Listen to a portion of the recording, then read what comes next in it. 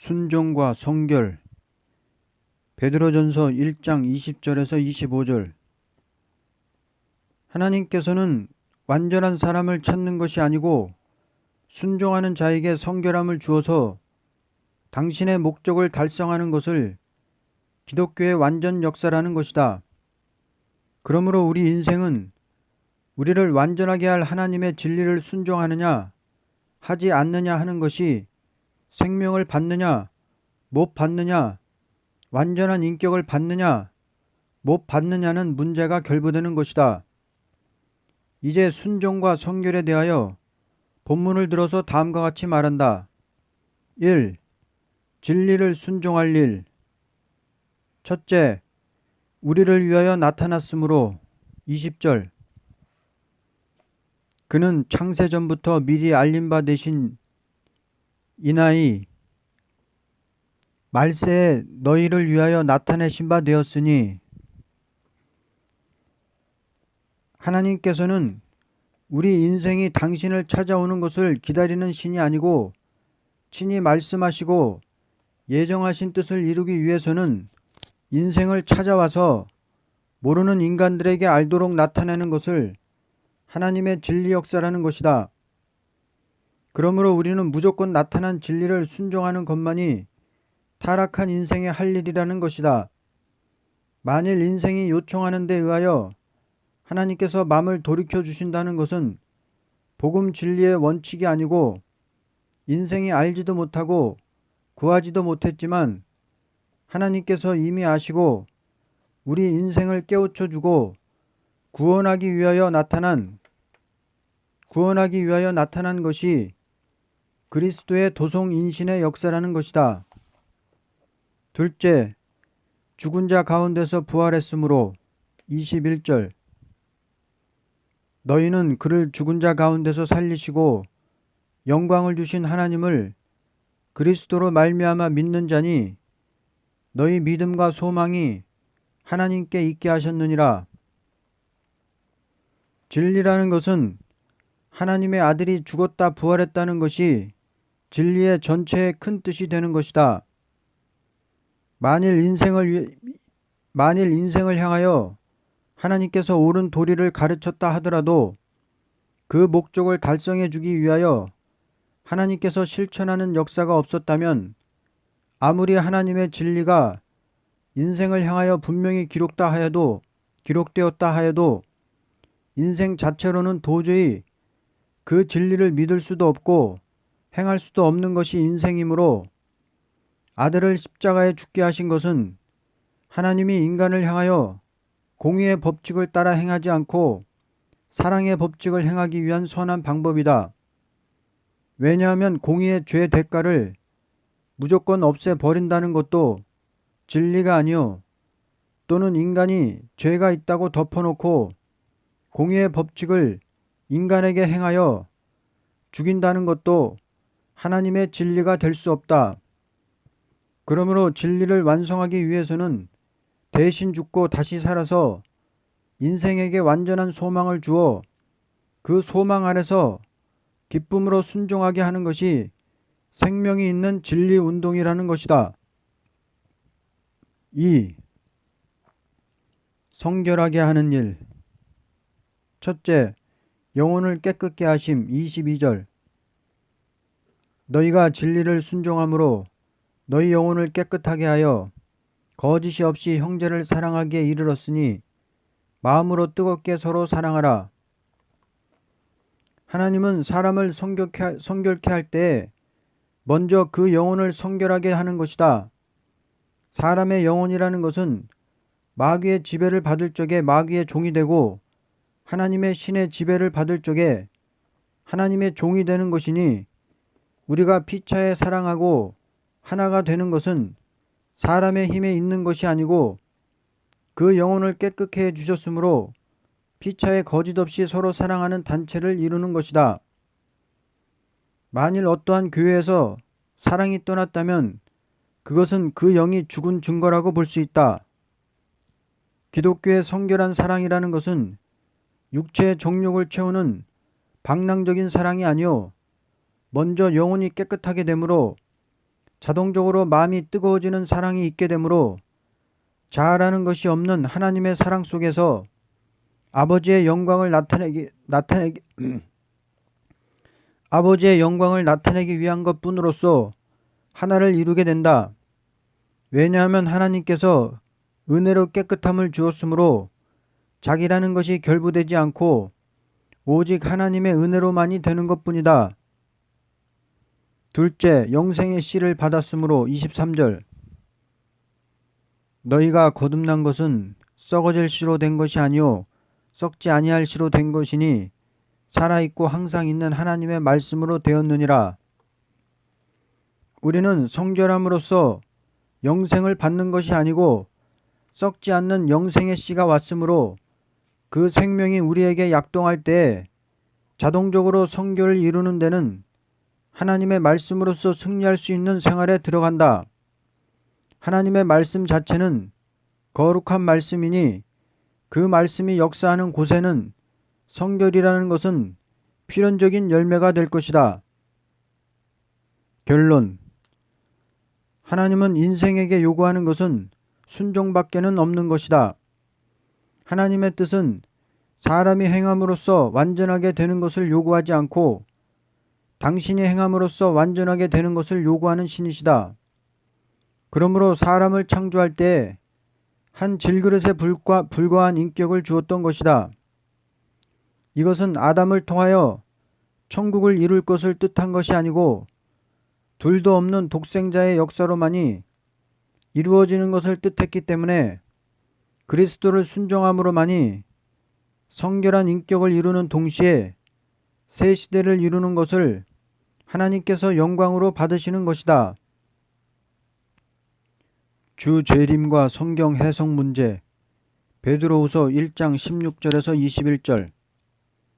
하나님의 말씀은 사람이 해석할 수 없고 주님께서 역사함으로만이 그 성경이 이루어지는 것뿐이다. 왜냐하면 성경 전체는 하나님께서 당신의 아들을 통하여 타락한 인생을 다시 구원해서 그 창조의 목적을 달성하겠다는 언약의 말씀이니 이 말씀을 사람이 함부로 해석한다는 것은 예를 든다면 어떤 사람이 계약서를 쓸 때 그 계약서를 쓴 사람이 책임을 질 그림으로 한자라도 틀림이 없이 쓰는 것도 실천하는 것도 계약서를 써서 주는 자에게 있기 때문이다. 이와 같이 하나님께서 타락한 인생에게 계약서와 같은 하나님의 말씀을 언약으로 세울 때 말로만 한 것이 아니고 완전한 문서로서 기록한 것이 여호와의 말씀인 성경이라는 것이다. 그러므로 이날까지의 우리가 성경을 증거한 것은 예언대로 그리스도께서 실천하신 사실을 만민이 알도록 증거한 것뿐이다. 그러므로 부활을 증거하는 사명의 대표적인 사도 베드로는 주 재림과 성경 해석에 대하여 다음과 같이 말했다. 1. 재림에 대한 징조를 봄 16절에서 18절. 베드로는 주님께서 재림하는 일에 대하여 자기가 변화산에 올라가 본 징조를 가지고 재림하실 주님에 대하여 다음과 같이 말했다. 첫째, 큰 위엄을 봄 16절. 우리 주 예수 그리스도의 능력과 강림하심을 너희에게 알게 한 것이 교묘히 만든 이야기를 따른 것이 아니오 우리는 그의 크신 위엄을 친히 본 자라.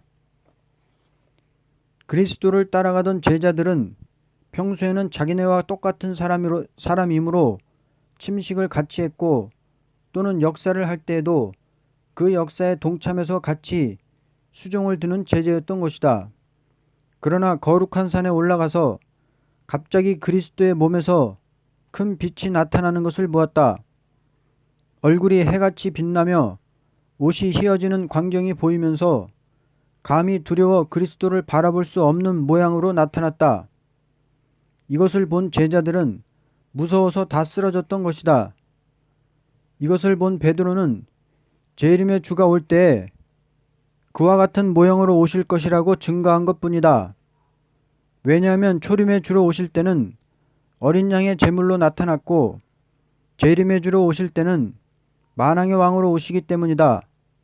다시 말하면 초림의 주는 양같이 온유한 모양이요. 다시 오시는 주님은 위엄을 가지고 나타나서 원수를 갚는 때이기 때문이다. 둘째, 친히 하나님의 음성을 들음 17절에서 18절. 지극히 큰 영광 중에서 이러한 소리가 그에게 나기를 이는 내 사랑하는 아들이요 내 기뻐하는 자라 하실 때 그가 하나님 아버지께 존귀와 영광을 받으셨느니라. 이 소리는 우리가 그와 함께 거룩한 산에 있을 때 하늘로부터 난 것을 들은 것이라.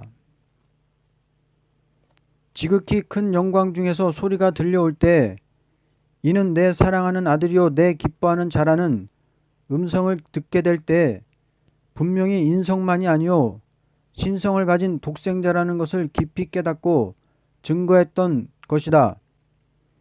그러므로 제자들은 하나같이 그리스도를 증거할 때 분명히 참 메시아라는 것을 전하기 위하여 피 흘리기까지 싸웠던 것이다. 2. 성경 해석에 대하여 첫째, 확실한 예언이 됨 19절. 또 우리에게는 더 확실한 예언이 있어 어두운 데를 비추는 등불과 같으니 날이 새어 샛별이 너희 마음에 떠오르기까지 너희가 이것을 주의하는 것이 옳으니라. 초림의 주가 올 때에도 확실한 예언이 글자 그대로 이루어진 것이요 재림의 주가 올 때에도 확실한 예언이 글자 그대로 이루어질 것이다. 그러나 부활을 증거할 사명을 맡은 베드로는 자기는 재림에 대한 징조를 본 것뿐이고 재림 시에 될 예언은 더 확실한 것이 있는데 이것은 다시 샛별 같은 새로운 역사가 나타남으로만 알게 된다는 것을 말할 때 날이 새어 샛별이 너희 마음에 떠오르기까지라고 말한 것이다. 둘째, 예언을 사사로이 풀 것이 아니라 함 20절에서 21절.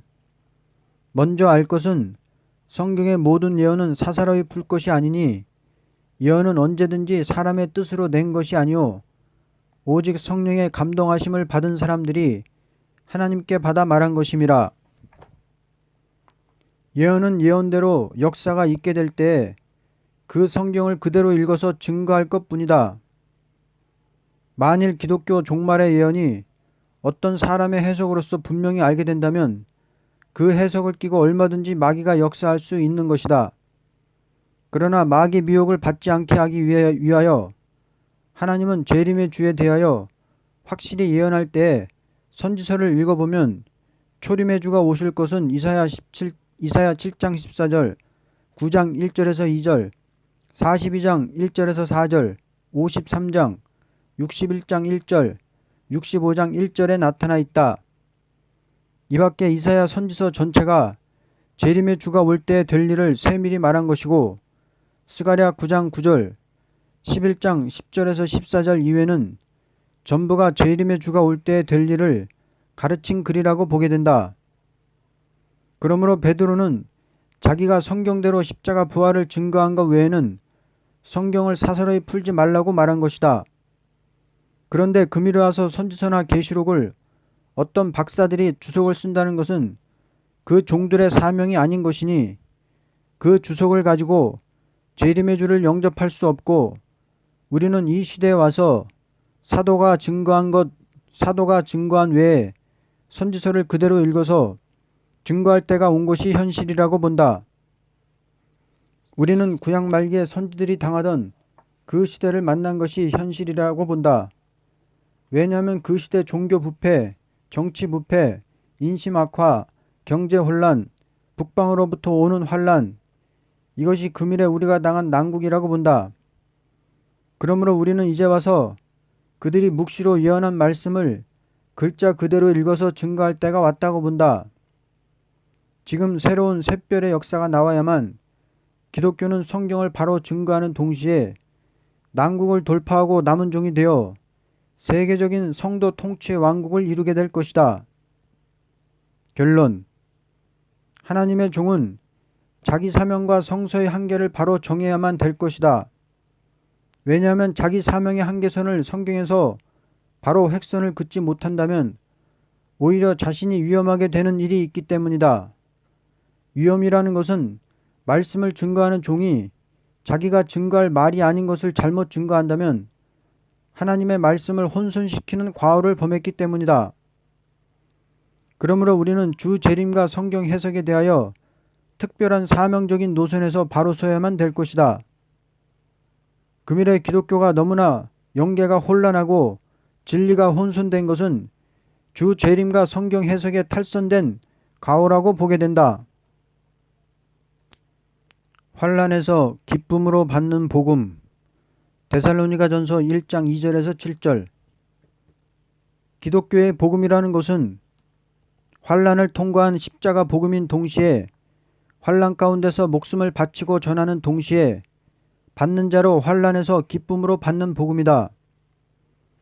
복음이라는 자체는 인간의 힘을 초월한 신의 역사로 되어지는 일을 복음이라고 하기 때문이다. 복음은 하나님의 능력으로 역사할 것을 선지들에게 묵시의 예언으로 기록한 대로 이루어지는 역사이니 사람이 사람을 찾는 것이 아니요 사람이 하나님을 찾는 것도 아니요 하나님이 사람을 찾아서 사람을 들어서 사람을 찾도록 하는 복음이라고 본다. 이제 환난에서 기쁨으로 받는 복음에 대한 일을 다음과 같이 본문을 통하여 알 수 있다. 1. 항상 감사 기도하는 일이다. 2절에서 3절. 우리가 너희 모두로 말미암아 항상 하나님께 감사하며 기도할 때에 너희를 기억함은 너희의 믿음의 역사와 사랑의 수고와 우리 주 예수 그리스도에 대한 소망의 인내를 우리 하나님 아버지 앞에서 끊임없이 기억함이니. 우리의 기도라는 것은 여러 가지 어려운 일이 올 때 여기에서 믿고 역사하고 사랑하고 수고하는 생활에서 서로 참고 서로 기억하는 마음에서 서로 원망이 없이 서로 불쌍히 보는 마음으로 기도하는 것은 항상 감사함으로 기도하는 성도의 교통이라고 볼 수 있다. 기도라는 것은 어려운 일을 극복하는 중에서 감사함으로 드리는 기도라야 그 기도는 하나님이 받으시는 기도가 될 것이다. 어느 종이나 아무리 어려움이 와도 감사함으로 기도할 수 있는 사람이라면 참된 복음을 위한 종이라고 볼 수 있다. 2. 택한 자를 찾기 위한 복음의 역사. 4절에서 5절. 하나님의 사랑하심을 받은 형제들아 너희를 택하심을 아노라. 이는 우리 복음이 너희에게 말로만 이른 것이 아니라 또한 능력과 성령과 큰 확신으로 된 것임이라. 우리가 너희 가운데서 너희를 위하여 어떤 사람이 된 것은 너희가 아는 바와 같으니라. 복음을 전하는 역사라는 것은 아무리 어려움이 와도 택한 자를 찾기 위한 하나님께서 성신으로 역사하기 때문에 복음을 전할 수 있는 문이 열려지고 또는 택한 자가 아무리 어려움이 와도 복음을 받아 믿게 되는 것이다. 복음은 인간의 힘으로 벗어날 수 없는 마귀의 시험에서 능력으로 택한 자를 구원해내는 것을 목적했기 때문에 사도 바울은 어디를 가나 환난을 당하게 될 때에 역사가 일어나서 복음을 전했던 것이다. 3. 주를 본받는 자가 되는 일. 6절. 또 너희는 많은 환난 가운데서 성령의 기쁨으로 말씀을 받아 우리와 주를 본받는 자가 되었으니. 누구든지 십자가를 지고 주님을 따라가는 생활이 아니라면 기쁨으로 복음을 받을 수도 없고 또는 전할 수도 없는 것이다. 그러므로 복음은 도덕을 초월한 능력의 역사로서 그 생명을 구원해 주는 일이므로 언제나 환경의 지배를 받는 것보다도 환경이 어지러운 가운데서 복음을 받음으로 그 환경을 벗어나는 역사를 생명의 종교가 되는 복음 운동이라고 하는 것이다. 4. 믿는 자에게 본이 되는 일. 7절.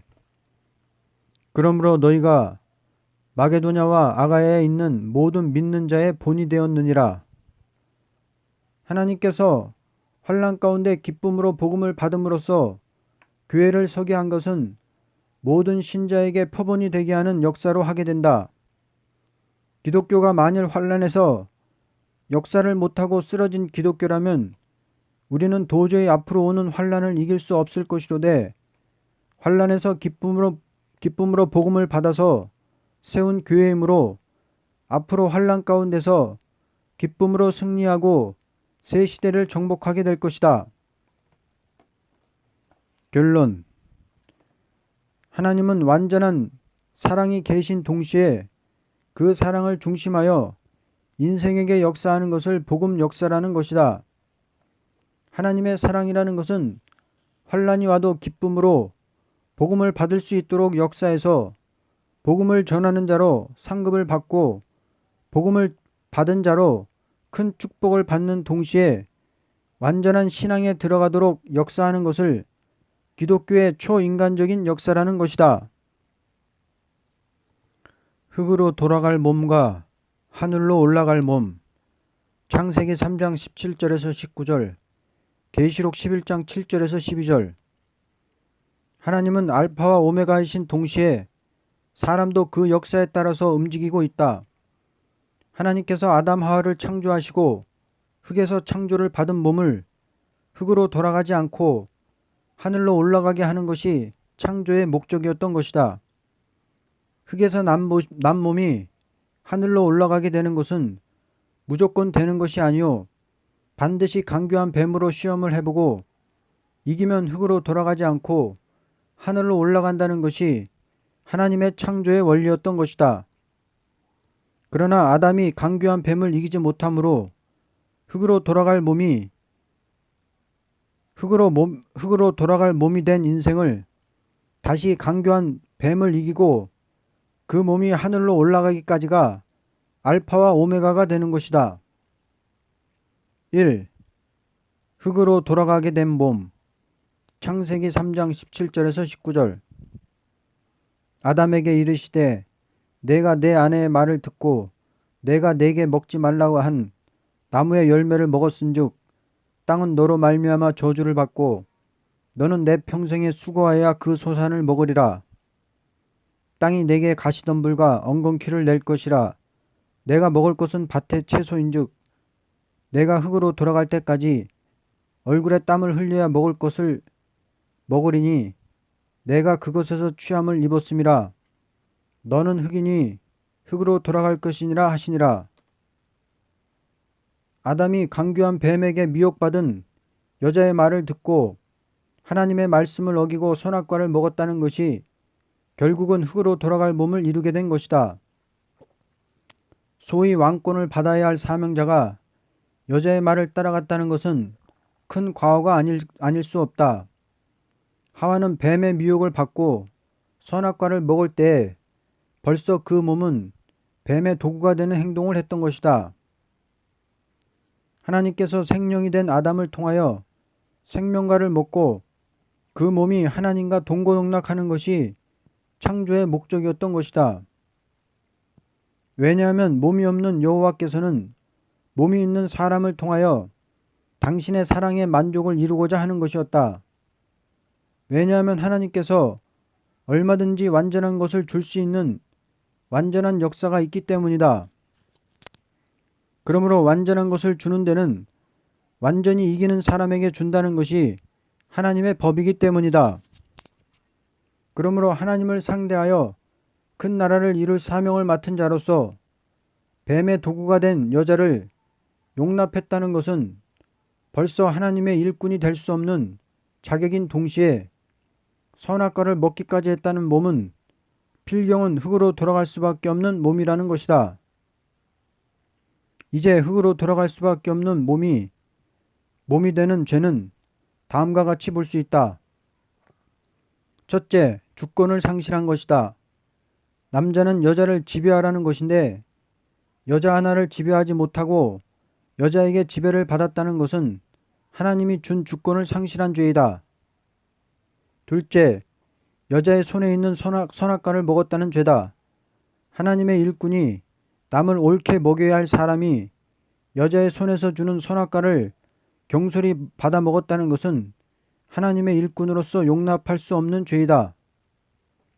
셋째, 하나님의 일꾼이 하나님의 말씀을 두렵게 알지 않고 여자의 말에 끌렸다는 것은 말씀을 전할 자격이 없는 인격이다.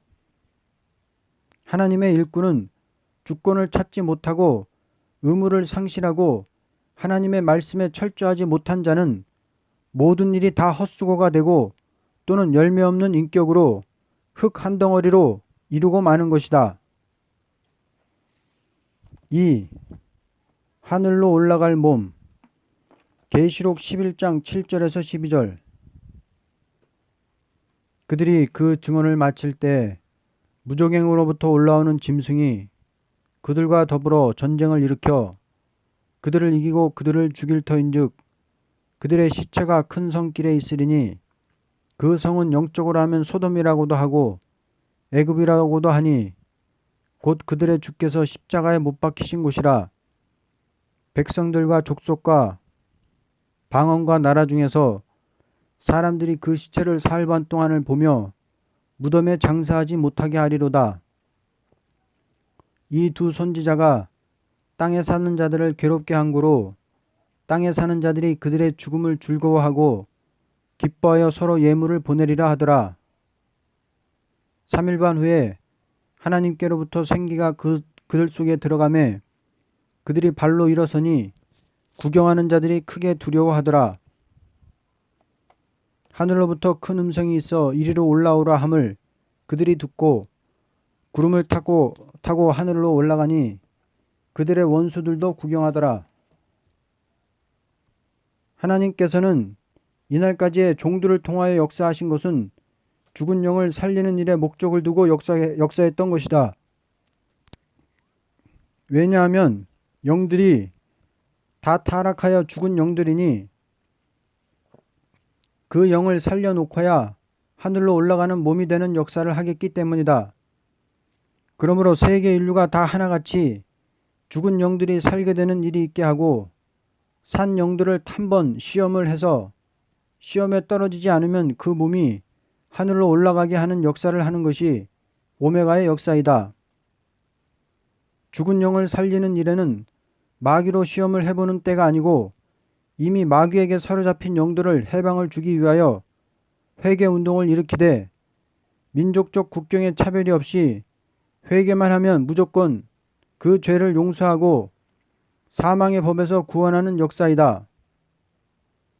시험이라는 것은 죽은 영들을 시험해 보는 것이 아니고 산 영을 가진 자를 그 몸이 영생하게 하는 목적을 두고 역사하는 데는 에덴 동산에서 생명을 가진 아담 하와를 강교한 뱀으로 시험해 보듯이 중생받은 생명의 사람들을 시험해 보는 때를 인류 종말의 환란기라는 것이다.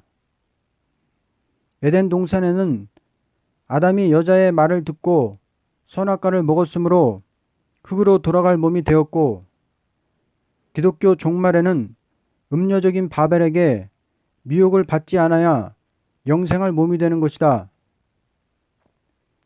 이제 하늘로 올라가는 몸이 되는 데 있어서 다음과 같은 요소가 있다. 첫째, 작은 체력을 꿀같이 먹고 쓴 것을 통과하여 세계적인 예언을 다시 하는 대표의 사람이 나오는 일. 둘째, 진리로 하나같이 청량받는 일. 셋째, 권세를 받아 마귀의 세력과 싸워 이기는 일. 넷째, 3일 반 동안 쓰러져 있다가 썩지 않고 하늘로 올라가는 일. 첫째 아담은 성신을 받지 못했으므로 이기지 못하였지만 말세의 종은 둘째 아담 예수님의 승리의 왕권으로 오는 성신을 받아 예언의 말씀을 증거하는 데는 권세까지 받게 되므로 옛뱀 용의 앞잡이 짐승과 거짓 선지의 세력을 이기게 되어 변화승천하게 되는 것이다. 그러므로 하늘로 올라가는 몸이 되는 것은 말씀 권세로 마귀 권세를 이기고 들림받게 되는 것을 기독교 종말 역사라는 것이다. 우리 앞에 난국은 말씀을 지키나 못 지키나 시험해 보기 위하여 붉은 용, 붉은 짐승, 거짓 선지자가 권세를 받고 나와서 시험해 보는 것을 난국이라는 것이다. 이 난국을 돌파하는 것은 예언의 말씀을 조금도 가감없이 증거하는 종을 통하여 난국을 돌파하고 다시 에덴 축복의 새로운 왕국을 이루는 데는 마귀의 세력을 이기고 나간 자들로 지상 통치 평화 왕국이 이루어진다. 결론. 하나님은 흙으로 돌아갈 사람이 되게 한 것은 공의의 법칙이라면 하늘로 올라갈 사람이 되게 하는 것은 사랑의 법의 완성이라고 본다. 사람이 아무리 타락해서 흙으로 돌아가는 인생이 되었지만 하나님의 사랑으로 다시 하늘로 올라갈 수 있는 사람을 만들어서 완전한 왕국을 이루는 것을 하나님의 의요 승리라는 것이다. 아멘.